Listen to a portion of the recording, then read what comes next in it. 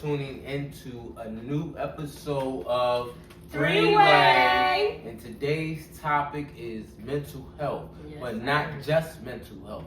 What does mental health mean to you? Every mental health means something different to everybody because mental health comes in all forms of fashion, and we don't realize that. So today we're gonna hit some of those topics, and we're gonna really see everybody's point of view of what does mental health mean to you. Me, I'm gonna start off with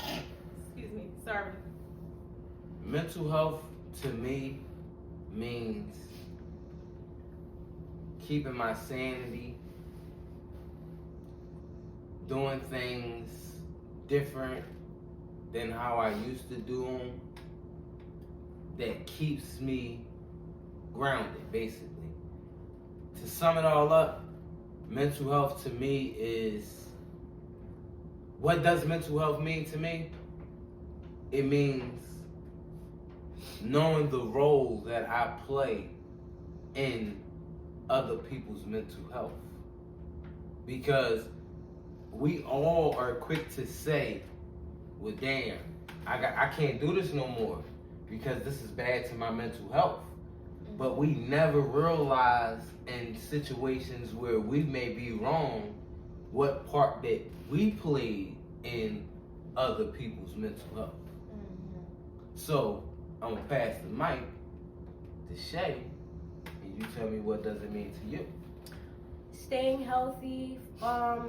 Honestly, the way I keep my mental health sane is dancing, reading, writing, just new activities, keeping myself alive and happy, and also like talking to my family. Anything to keep me level-headed. Even at nighttime, probably just watching a movie or listening to music, closing my eyes and just taking a minute to myself. That helps me. No. Hey y'all.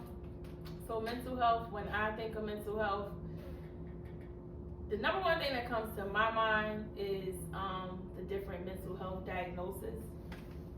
So there are several mental health diagnoses that we are all aware of, and some of us may not be. But the list can be as long as you make it out to be. But I think of the diagnosis because we often hear about, we hear a person with a title of a different mental health diagnosis. You might hear that person be labeled as bipolar, schizophrenia, PTSD, yep. depression. So whether a person may know that this person, the next person has that diagnosis or not, it can affect the way that person is being treated. Based upon the diagnosis. And then you have people who have been diagnosed, and then you have people who may have symptoms of a mental health disorder without a diagnosis. So just knowing how to like distinguish between the two, I'm super mindful of that. And I want to touch on that a little bit because mental health means a lot of different things and a lot of different reasons, and people fail to realize that too.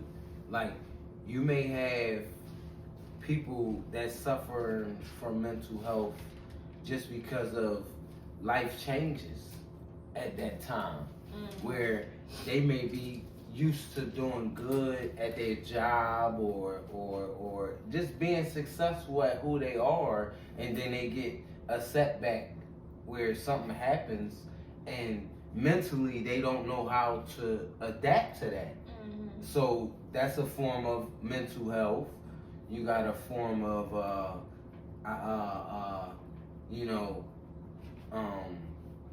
Can it happen after you get pregnant?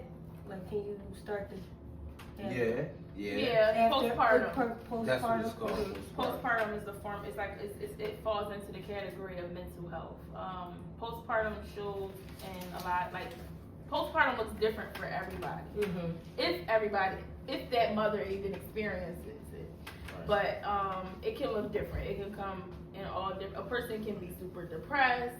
with postpartum, a person can be showing like that they have it all the way together, but really behind closed doors, again, they could be super depressed or, you know, feeling guilty for whatever reasons, or just feeling like super, like a lot of pressure that, you know, honestly, I think like with postpartum, it's like changes, just like how you go through, like women go through like different phases of like menstrual, they go through their menstrual at different ages. They go through puberty, and when you start to get older, you start to face, what's it called?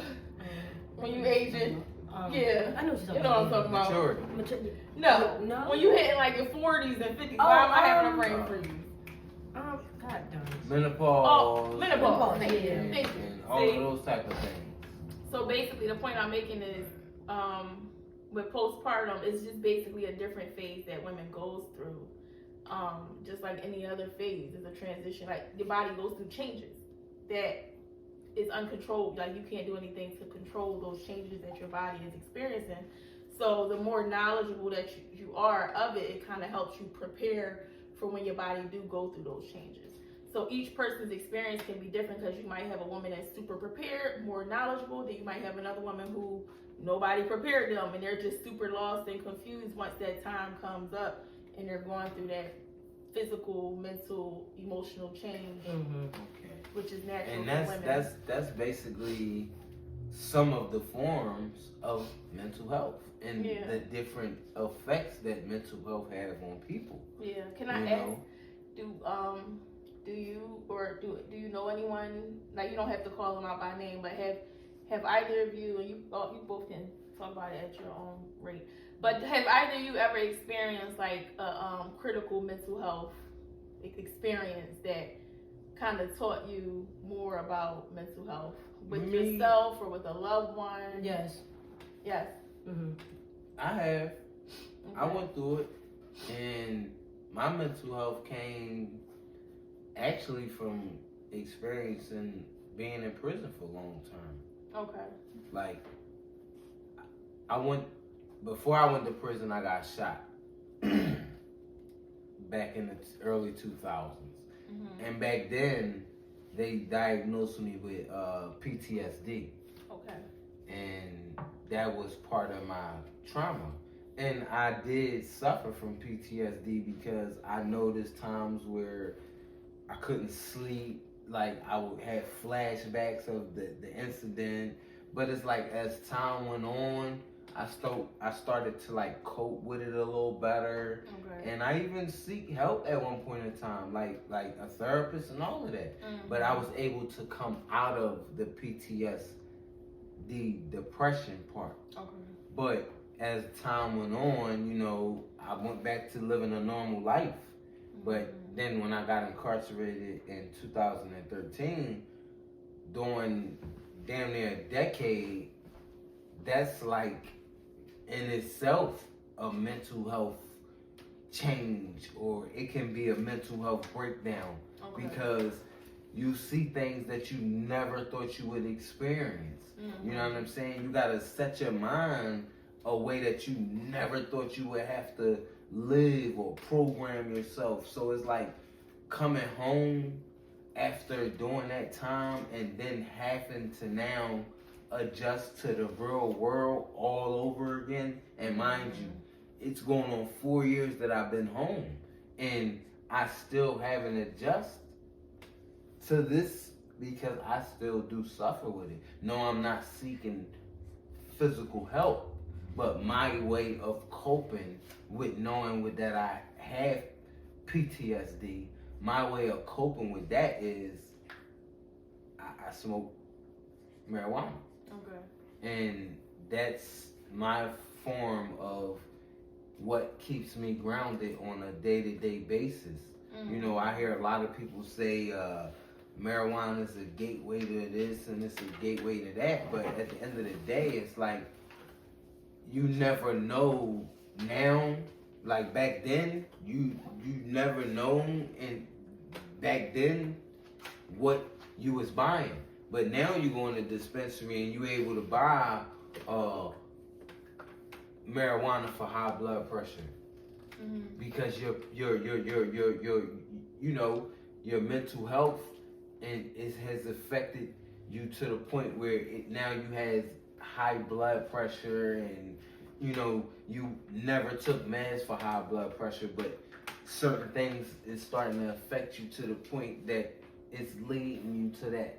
Okay. You know what I'm saying? So it's all different forms of how mental health really affects people.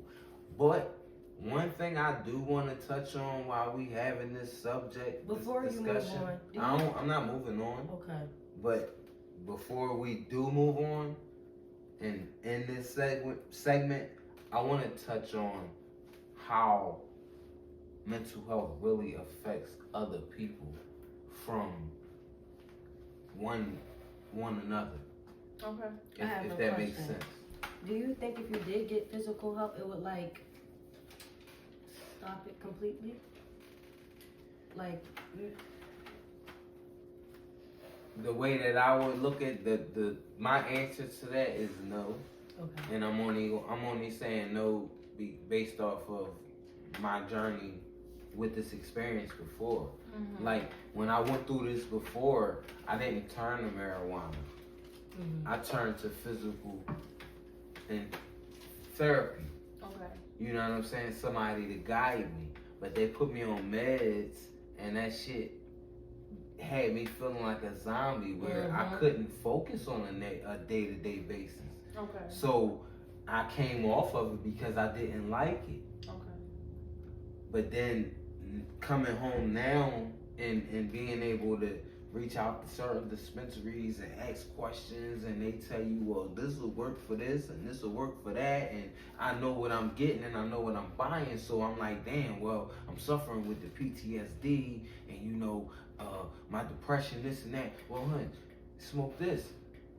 And it's like, damn, this shit really help. Okay. So why take the pills and be out of my mind when I can smoke and still focus on a day-to-day basis? You see what I'm saying? Okay, yes, I understand. Shay, do you before we move on to swap, all right. Any more questions? No. Do you have any more? No, I'm good.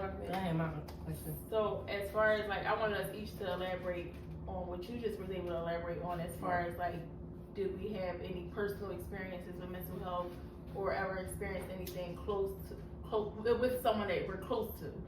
So you answered that yes. I'll answer last if that's okay with y'all, but you answered yes that you have experienced some sort of mental health situation or experience. Would you elaborate? Mine's, I think it would be either anxiety or depression, but mainly depression. Okay.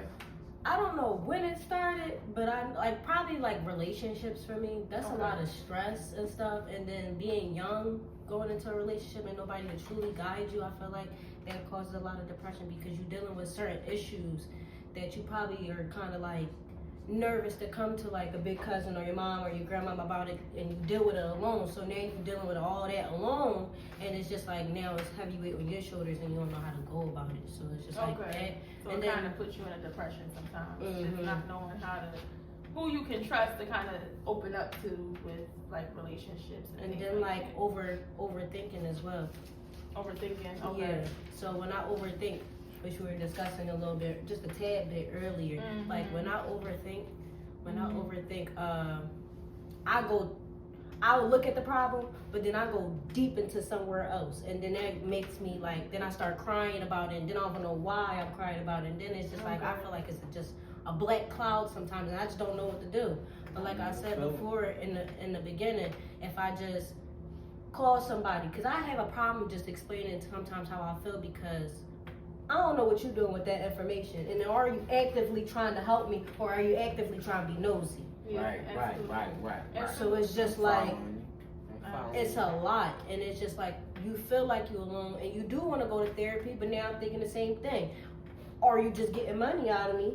How can you actually help me? Why gotta be on antidepressants? Like, I need somebody to actually truly understand, actively listen, actively understand, and have some solutions. But then you gotta sit down with yourself and start breaking the problems that you had down and start fixing it that way. And which when I was in LA, basically, I had a conversation with 3 different people that put me in that place. And after that, I started thinking of the days. Let my emotions regulate and don't bring it into the next day. And a lot of weight done lifted off my shoulders. Because it's okay to cry, it's okay to be mad, it's okay to not understand at that moment. But as long as you let it happen and not bottle up, it's less depression. It's like home to me now. Okay, So, that's good. That's yeah. progress. Nelly Mel, So I'm gonna just touch on your my experience. So I have a very personal experience within myself with mental health. I do have a diagnosis that came about 2006. So I have literally been struggling with mental health for more than half of my life. Not struggling. I shouldn't say struggling. It was a struggle in the beginning, but now it's more manageable. It's been very manageable for at least the last 10 years. At least the last decade, it's been manageable. However, it's been a roller coaster. With not knowing that I had the diagnosis, when it first came about, I didn't become aware that I had a specific diagnosis of bipolar. I'm not ashamed to say it. I got diagnosed with that in 2006, but I didn't find out about me being diagnosed with it until 2009. So I was living years thinking that in 2006 I only experienced an anxiety attack. But in 2009 I became aware by a family member that actually what happened back in 2006, Chanel, you were diagnosed with bipolar. So you have to know me to know that I have that diagnosis. Because something like bipolar, I can talk on, I can speak on from experience. It's not what everyone thinks it is. Society tends to think that it's a mood swing disorder. That's the label of what bipolar is. Oh, 1 minute you're happy, the next minute you're sad. It's way more to that. And in fact, bipolar, along with any other mental diagnosis, each one of them is a chemical imbalance that forms in the brain and causes you to react certain ways. So I say all that to say, that's why I specifically said, like, when I think of mental health, I think of the diagnosis only because I can relate to a specific diagnosis. And with that, I had no choice but to become knowledgeable of it. So I guess, like, one thing that I'll say is just how we all, like, we share our experiences, but one thing that you said that stand out the most to me, which we can kind of go dive into a little further, is considering the next person's mental health is super crucial. Because just like I just told y'all, if you have to know me to know that I have that diagnosis. If that's how it is for me, imagine how many other people it's like that for. Can it be passed down? It can be, And I think actually in our family, I think a lot of it's genetic. Yeah. It's hereditary. So one question that our audience had is, how do you know if someone is crying out for help? and it's sad to say, but people show signs body language all the time. Mm-hmm. We just don't pick up on them because we be so wrapped up in our own stuff that if we just took 5 minutes to talk to that person, we can see where they are mentally, and we can know that that person is struggling with something, Right. Exactly. even without them telling you. Yeah. You know what I'm saying? But we don't. That's a big thing that us as not just black people, but us as people, period, needs to take in consideration. Sometimes it's not all about calling for something or what a person can do or can't do. Sometimes it's about checking on that person just to see how that person is doing, because for me, just hearing certain voices sometimes, regardless of what I'm going through, it's just forgotten about because I heard that one voice, and that one voice just took me all the way out of where I was at, and it's like, damn, I needed that shit. Yeah, You know what I'm saying? can agree too. Like, my friend Tasir and my friend Jordan, whenever I talk to them, like the first question I ask them is how are they doing? Yep. I don't even worry about myself at that moment because I'm calling you. That's Even important. if you're calling me, I'm still asking, you good? Mhm. Because that creates space to be like, no, I'm not. Like Yeah. I do need to come over and sit down with you and just or I just need to come over and just be in silence with you and watch TV. Don't say nothing. Just be in my presence. It Yeah. truly does help. And not to cut nobody off, but see, that goes back to the part that you play in other people's mental health. Yep. If people feel like you never call them and you never check on them, but when you do call them, you're asking for something. You need something. You dumping a bunch of your shit onto them, but you're never stopping to think and to ask, what are you going through? Exactly. No, that's You understand so- what I'm saying? I Because understand. before I dump my shit on you, what are you going through in life? And that's exactly what I think. And are you prepared to hear my shit? Yeah, is this even a good Yeah. time for you? You understand what I'm saying? Exactly. Because I may come and I may have, and you might be that one person that I can talk to, but you going through your own at that time and be like, yo, listen, so and so, how you feeling? Yep.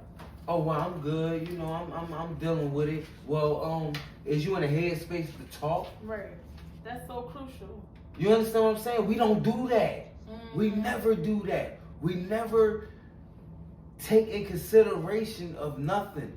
It's always criticism and nobody want to just listen without giving criticism and just listen. Cause a lot of times I may call a person and I don't want you to say shit. Yep. That's Just real. listen That's real. It's 'cause and we're let me selfish. get this shit off. It's a lot of selfishness there. But a motherfucker stop you in the middle of your whole shit and be like, yo, but man, listen, my motherfucking bills and this and that and this and that. It's like, bro, I called you to listen.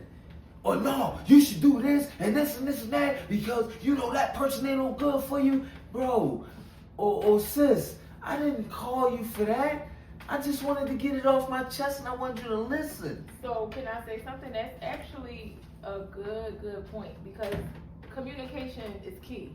You got like, all right, so you know how like you just was like, you basically be crying out for a person to just listen. A lot of us are like that. Sometimes you don't want to hear, you don't want any feedback. You don't want, like y'all said, criticism. You don't want no opinion. You didn't ask for that. You literally just asked for a listening ear. So sometimes, just as important as it is to ask a person, how are you doing, when you pick up the phone to call that person to check their temperature to see how they're doing, it's also important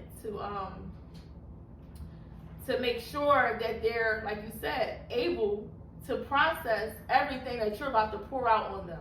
Right. That's why, like, no matter what it is that you're going through, when you pick up that phone and you calling somebody, like you and Shay both just said, how are you doing? Especially if you know you calling to vent to a person. Right. Because that person that you calling to vent to literally could have just went through hell that day at work, at school, in their house. Wherever. And they might not even be able to take on Man, what you about to you pour might have onto called. them. You might have been calling them in the midst of them arguing with their spouse, Exactly. So just and you consideration. just jump on the phone and you, and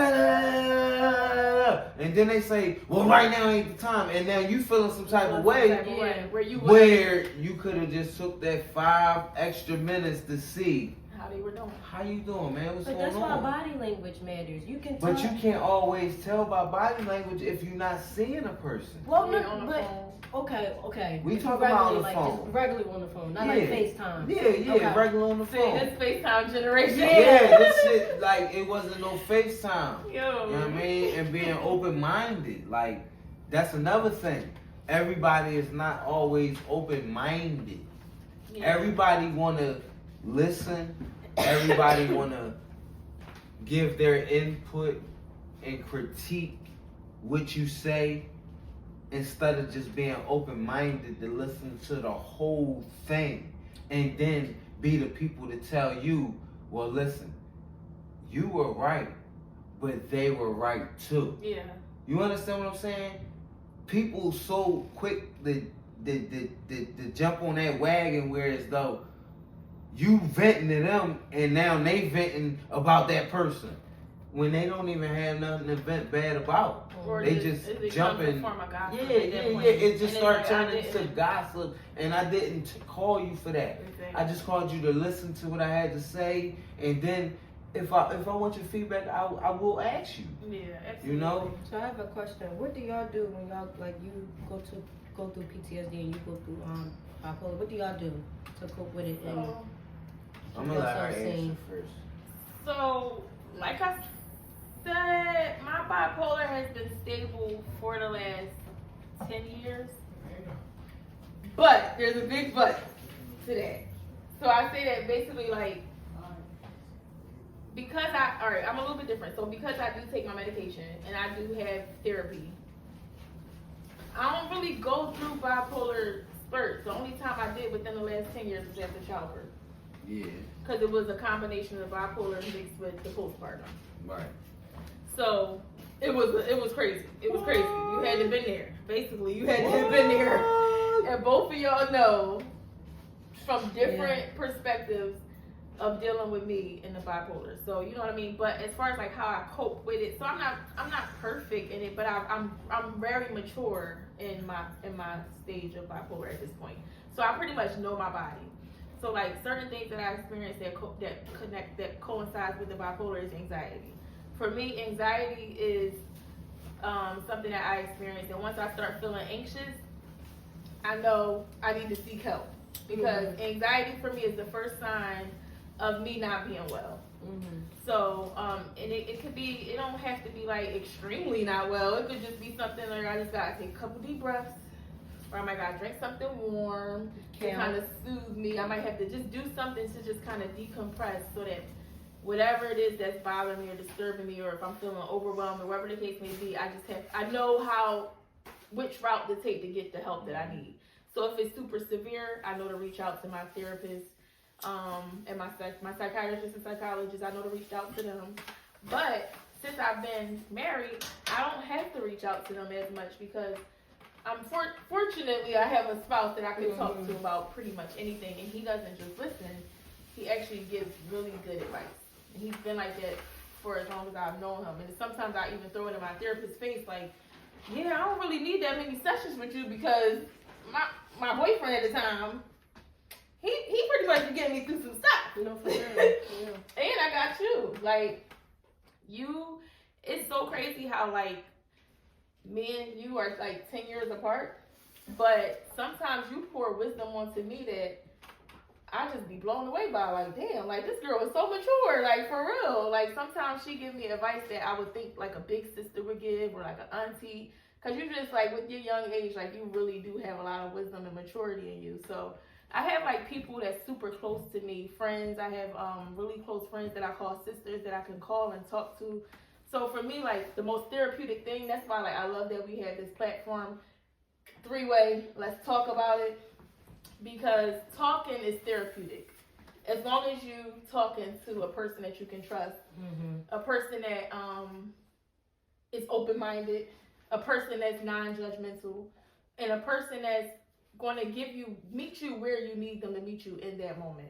Yep. So sometimes, like, to overall answer your question, like, I know who to call for what I'm dealing with. So, like, for me, like, to answer your question, how do I deal with and cope with my mental health on a regular basis, is I talk about it, get it off my chest. And sometimes I don't want to talk to nobody, so I just cry out to God. Because God is like, my spiritual walk is like super personal to me, and it means everything to me. So like there's times where I could be driving and I just feel like I want to pick up the phone and call this person, but I might not get what I need in that moment. And sometimes I feel like that just be God's way of talking to me, like, lean to me right now. Yeah. Like, you lean to other people as often as you need to. I'm not bashing that, but in this moment where you feel like you need to call on the next person, but you don't want to call that next person, call my name. You know what I mean? I'm here for you. So, you know, that's just pretty much how I get through my journey on a day-to-day basis, talking about it, being open-minded, you know, and also whatever mishaps I have, I like to talk to people who are going to call me out on my where I did wrong. And not be a yes man. Like don't be a yes man because that's not helping helping me. me. That's not Yeah. helping me. Yeah. Like let me know If what I'm part I wrong, played check in me. it. If I'm Yeah. wrong, check me. Yeah, seriously, that's crucial. Like, and you don't have to check me in a disrespectful way. Right. But just call me out on my shit. Yeah. Mm-hmm. So I can check myself. Yep. You understand what I'm saying? Now, for me, when it comes to dealing with the PTSD, I'm not one of them people that reach out and just call. I'm not one of them people that seek physical help, like therapy or something like that. Me, I'm more of a private person when it comes to my PTSD. Okay. Not because I'm afraid to let anybody know about it, but when I feel myself about to have a PTSD moment, I know that it's time for me to be by myself. Okay. You see what I'm saying? And sometimes it may just be me going outside, getting in my car, take an hour and a half ride, going nowhere, but with the music playing. I might start off with the slow music and get into a good groove, and then I fuck that, and then the hard music comes, and now I'm bopping, and but everything that was on my mind, by the time I parked my car back in front of that house, that shit was left out there. Yeah. So everybody has ways that they deal with it. I'll blow some tree, take me a nice ride, come back, I'm cool, I ain't ready to go haywire on nobody, I'm not ready to take my PTSD out on nobody, I'm not trying to be nasty, I'll actually come back and I'm happy. Yeah. And I'm in a totally different vibe because I just needed that moment. And that's what my PTSD does for me. It tells me that I need a moment to myself. Yeah. Okay. Yeah. So, Because sometimes, would you agree that sometimes it's kind of hard to put it into words what it is that you experience and to get the next person to be able to even like connect with what? man, I feel like that on an all the time basis, like for real, like. Because it's not that I can't talk to nobody, because like my wife said, I talk to her out of her stuff all the time, and she does the same for me, vice versa. So it's not like I can't talk to nobody. It's just certain times when that hit, I don't want to talk to nobody. There's it's different not types of therapies too. because that's my therapy. Yeah. That's my therapy. Like dancing, You art, understand what I'm saying? smoking, all that. Boxing, shit like that. That's my therapy. They're coping mechanisms. Blow a L,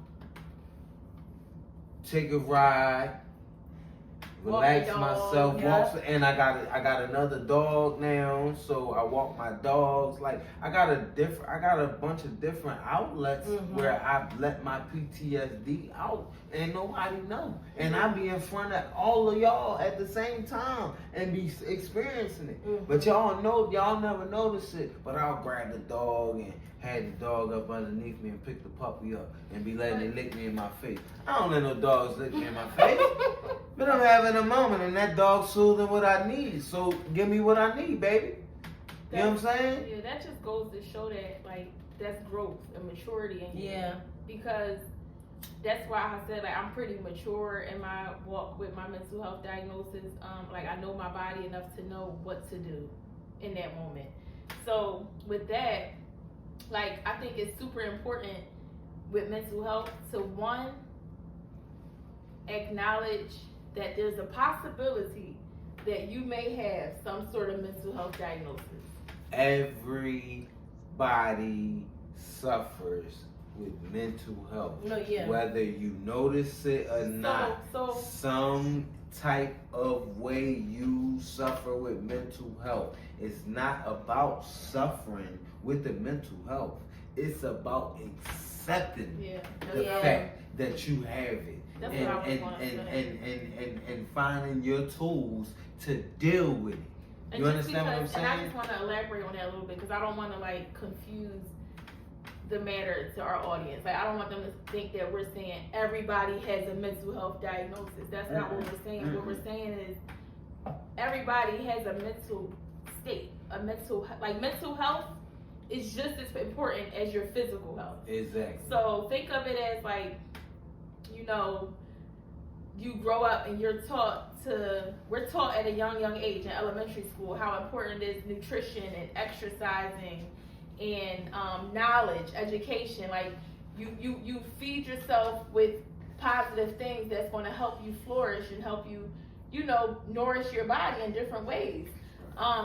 It's the same with mental health, because no matter how anyone puts it, your mental health is just as important as your physical health. You get what I'm saying? So like, you don't have to have a diagnosis. I'm not saying, oh, go seek help. No. You might be experiencing something like any of the symptoms that we may have described today. You might be experiencing those symptoms, and our message isn't to go now Google all the different mental health disorders and diseases and now put yourself in that category. We're more so just trying to bring awareness and spread awareness to what mental health is, what it can look like,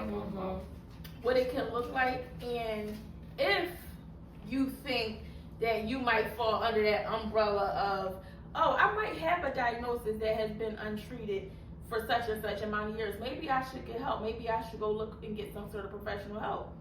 Great, do that. But if you don't think you fall under that category, that don't mean be negligent. Self-diagnosed. Just be aware that what you're experiencing today, because life troubles may just be catching up to you, is normal. And we're all human at the end of the day. We're all human. And that's what I was going to say. But I was trying to wait for you to finish. But at the end of the day, right, we all are human. Yep. We all have a mind, which means we all have mental. Yep. And with a mental, you have mental health. Mm-hmm. So all we saying is just be aware of your own mental health and take care of it. Yep. Because your mental health means more to you than anything in the world. And that's without saying. Yep. Because if you're not straight mentally, physically, don't mean nothing. Yep. Money don't mean nothing. Yep. Nothing in this world means nothing if you're not mentally ready. Yeah, because the brain orchestrates everything. And it has to do well. That's your brain tell your body what to do. Exactly. So if your brain ain't right, it ain't gonna tell your body what to do. Yep. And just try to be more transparent. And when it comes to that, even out here to the viewers that may see this that have younger kids, explain that to them. Yeah, teach Mental them. health is not just about a diagnosis from a doctor. Right. You understand what I'm saying? You start that. My daughter, she's 3 years old, and I talk to her as if she was my age sometimes to get her to understand you have a mental, and I want you to use it. Yep. And if anything ever bother your mental health, get rid of it. Yep. It's no good for you. Right. You understand what I'm saying?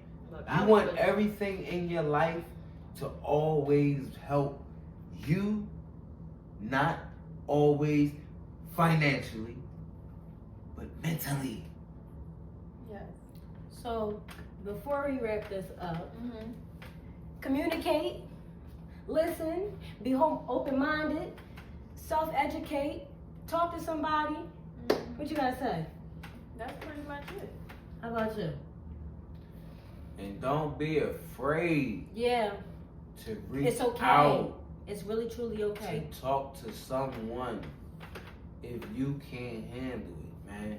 Anything that gets to the point that you can't handle, don't be afraid to reach out, because somebody always willing to help. And And somebody it going don't through the always same thing. have to be a licensed therapist. It may be me, her, whoever. Well, we here to It help. might even be a stranger. It might be Yeah. a stranger on the street. Literally. And you bump into them on the sub or walking down the street and they say, damn, man, you don't look like you having a nice day. And you tell them your story. And They might just give you the words and the encouragement you need that day, at that time, at that moment. Or you to might help be helping make them. it. And just because you listen to them, you helped them and didn't even know. All right, y'all. So thank y'all so much for joining us today on our second episode of Three-Way. We really appreciate y'all tuning in. We hope that we were able to, elaborate a little bit more on what mental health is, draw attention to mental health, bring more awareness, and just to remind you all to not only think of yourself, but think of the next person.